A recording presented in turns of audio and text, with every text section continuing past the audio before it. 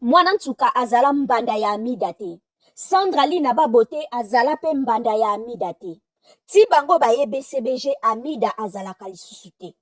Mbote bandeko, mbote bisika nyonso bozwami, merci pour l'attention pe fidélité na bino, boyamba ba mbote en tout cas bolingo na bino, ezangisa nga maloba merci parce que bozali wana, merci pour bondima ko kamata 1, 2, 3 minutes na bino malgré ba occupation na bino, bondima ko landa biso, merci infiniment. Actualité eza dominé na affaire JB Mpiana et Mwana Nsuka. Et kaka na actualité wana ba makambo ekomi kobimebele ba brèche ekomi kofungwama de gauche à droite.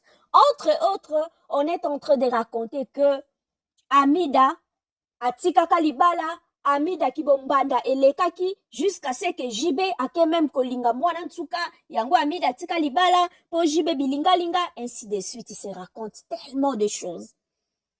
Je vais vous montrer que eza nango lokuta. Lokuta pourquoi Amida jamais atikala kozala na kibombanda ni na Sandra Lina ni na Mwana Nsuka. Baye na sima Amida déjà alongwaka. Mwana Nsuka a intégré Wenge BCBG na 2005.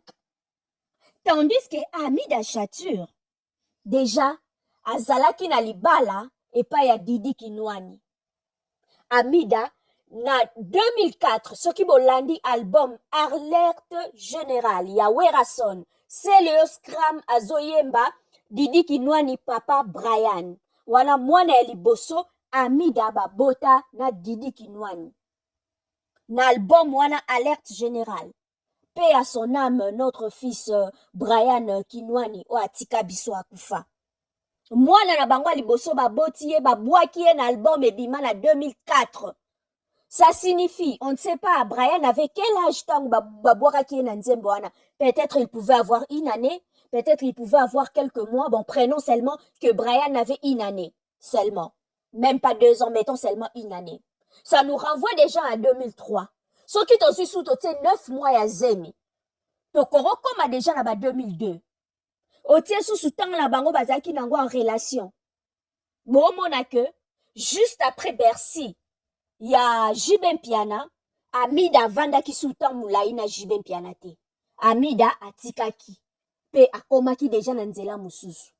Na 2005, tango Mwana Nsuka intégré Wenge BCBG, Amida déjà zalaka na libala na ena Didi Kinwani. La photo même est là en train de passer. Oh, tozomona Amida avec Didi Kinwani jour ya prédote na bango. Jour basalaka présentation na bango. Oh, les deux familles bakutanaka. Po babala nakate me basalaka mwa symbole ndenge zaka na famille. Wana Didi Kinwani papa Brian. C'est Léo Abouaki na alerte générale sortie en 2004. L'enfant déjà c'est à Botamaki. Mwana o a Botami a Poussani pe déjà. Mwana o azaki na libumu 9 mois. Donc vous voyez que Amida atika déjà JB juste après Bercy à JB bavanda kisuta moulaïte. On ne sait pas, peut-être une année encore. Pe Amida akenda kinaepa Kinwani. Pour dire que Mwana Nsuka na Amida en tout cas qui bombande za kité. Amida eko zonga un tout petit peu na vie à JB vers avant que azwa ba engagement mususu vers la fin, mais bakutani esali ke ekole nango lisusu te, bamoni ke ekosimbaka nango lisusu te, bakumbela bolingo. Parce que, entre-temps, chacun a salaki déjà vie na ya côté, entre-temps, chacun déjà, donc, esimba ki pe lisusu te po bazonga na lisusu, et tomona ki après wana, image kutu yangwa neza koleka, esimba ki lisusu te po ba continuer ensemble, Amida ekenda ki na eba relation na ena Brazzaville, esimbi pete kuna, azongi na Kinshasa, pe akomi na ena kamere, au moins, kamera kenda eko honoré, abalakie officiellement. Donc, pour dire que, Amida na Mwana Nsuka bazala bambanda te. Amida na Mwana Nsuka bombanda ezala te. Sandra Lina même. Sandra Lina est quand on a BCBG.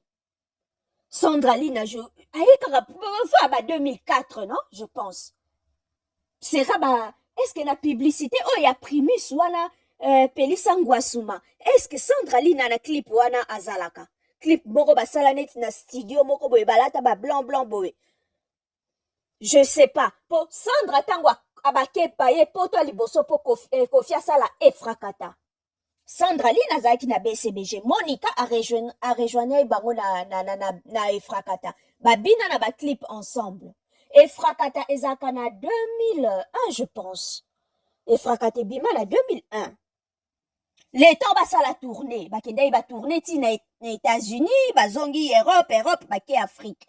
Ba tournée à kala, ça prenait de 8 mois, de 1 année comme ça. Ba eko zonga Afrique. Les temps à longwa pas Kofi po aya BCBG sûrement peut-être batika kie po Kofi ba ebaka koya poto na bakadi show ba oui bakadi show génération wana po baya kosala affaire d'état je pense na espace wana nde ye alongwaki quartier latin pour venir maintenant chez JB. Donc na kibombanda Sandra Lina na Amida pe etikala kozala te. Mais Amida kibombanda na nono badiama là nous savons que ezalaki penza opesi mbwa boyi po Amida ayati na Bercy le jour ya concert. C'était en 2001. Amida zala na salle apesa consigne nono badiama akomata na podium te pe nono alata tenue atikala kobina te concert ti esila. Et pourtant alingaki a profité na spectacle wana pour dire au revoir à ses fans. Mais Amida déjà alobaki niet akobina te. Kibombanda penza ezala. Soko botali ata na clip ya 10 mois amour. Clip ya 10 mois amour oh Jiben Piana a dédié na Amida.